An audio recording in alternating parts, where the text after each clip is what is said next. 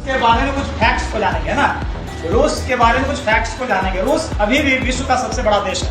मानचित्र में अगर हम देखेंगे, ग्लोब में अगर हम देखेंगे, ग्लोब में हम देखते हैं तो देखिए पूरा रूस है। ये पीला वाला भाग देख रहे हैं, ये पूरा रूस है ना, है ना, ये पूरा रूस। तो इसके बारे में आज हम लोग को जानकारी लेंगे। तो रूस जो है पहले सोवियत संघ कहलाता था और 1991 में सोवियत संघ से 15 देश अलग होकर स्वतंत्र राष्ट्र बने। तो सोच लो 1991 से पहले रूस जब सोवियत संघ था और कितना बड़ा हुआ है कि नहीं। तो रूस जो है ये दो महादेश में आता है, यूरोप महादेश और एशिया महादेश, ठीक है ना। यानी रूस की स्थिति को अगर हम लोग देखेंगे तो एशिया के उत्तर में, एशिया के उत्तर में और यूरोप के पूरब में, ठीक है ना।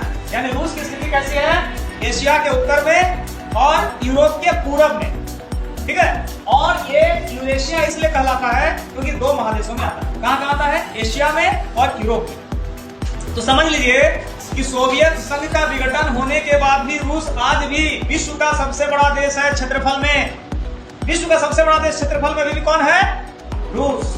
यूराल पर्वत, ये यूराल पर्वतमाला जो है रूस को एशिया और यूरोप महादेश में बांटता है, ठीक है। इसलिए इसको यूरेशिया कहते हैं क्योंकि इसका ये वाला भाग जो है ये एशिया महादेश में आता है, ये वाला भाग किसमें आता है, यूरोप महादेश में, ठीक है। और बीच में क्या है, यूराल पर्वत, ये, ठीक है ना।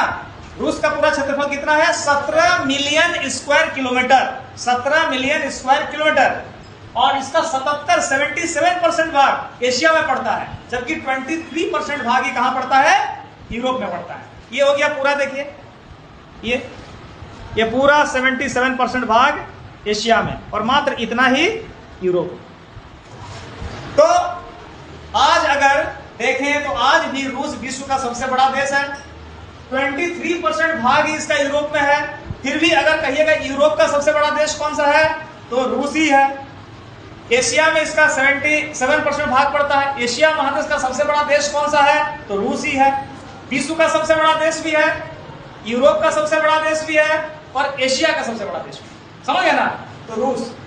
हालांकि इसका 77% क्षेत्रफल एशिया में पड़ता है, लेकिन इसके जनसंख्या मात्र 20% ही एशिया में रहते हैं और इसका 23% क्षेत्रफल यूरोप में पड़ता है, लेकिन 80% जनसंख्या यूरोप में रहते हैं।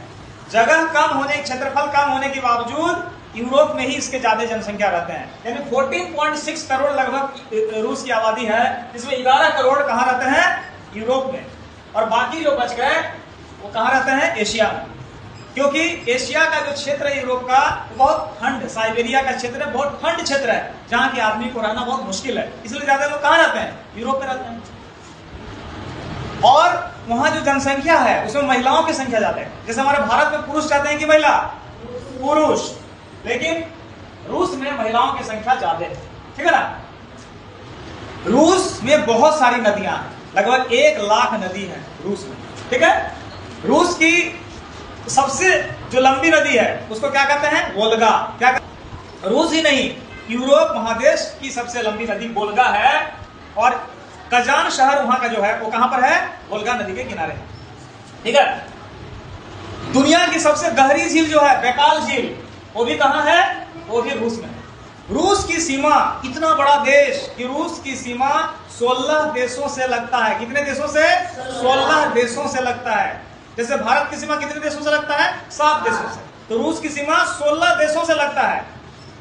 और रूस इतना बड़ा देश है कि यहाँ 11 टाइम जोन है। टाइम माने अलग अलग जगह पर अलग अलग टाइम होता है। कितने टाइम जोन है, 11 टाइम जोन है। लेकिन मॉस्को का जो टाइम जोन है इसको मुख्य मानक माना गया है, ठीक है ना।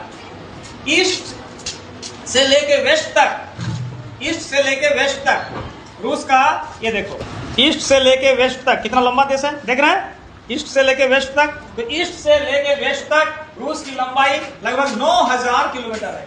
कितनी लंबाई है, 9000 किलोमीटर।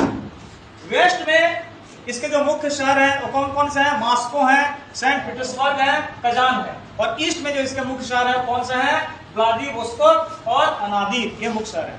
अब समझ लो कि ईस्ट से लेके वेस्ट तक के टाइम में डिफरेंस कितना होता है 9000 किलोमीटर की दूरी में, लगभग 10 घंटे का डिफरेंस होता है। अगर मॉस्को में सुबह के 5 बज रहे हैं तो व्लादिवोस्तोक में दोपहर के 3 बजेंगे। ठीक है ना, ये बात हो गई। रूस को टोटल 89 प्रशासनिक इकाइयों में बांटा गया है, जिसमें 22 रिपब्लिक्स हैं जिनका अपना क्या है, संविधान है, अपना भाषा, 9 प्रदेश हैं, 46 क्षेत्र हैं और 3 संघीय शहर हैं, जिसमें मॉस्को और सेंट पीटर्सबर्ग भी हैं और एक ऑटोनोमस क्या है, क्षेत्र है।